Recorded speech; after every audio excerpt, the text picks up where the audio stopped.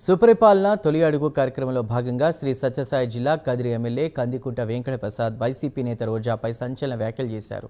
ప్రజలు ఎగిరితంతేనే వైసీపీకి 11 సీట్లు వచ్చాయని అన్నారు. ఇంకా ప్రజలు ఎగిరెగిరితంతే ఎక్కడుంటారో ఒక్కసారి ఆలోచించుకో రోజక్క అంటూ సెటైర్లు వేశారు.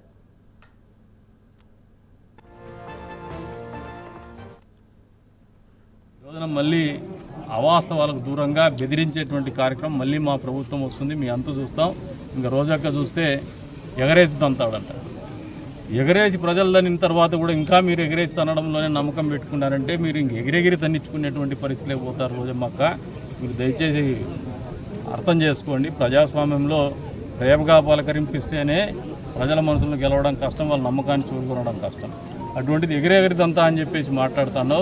ప్రజలు ఒకసారి ఎగిరి తన్నారు, మళ్ళీ ఈసారి ఎగిరెగిరి తంతారు. రాబోయే రోజుల్లో ఇది గుర్తుపెట్టుకో, ఆలోచన మార్చుకో.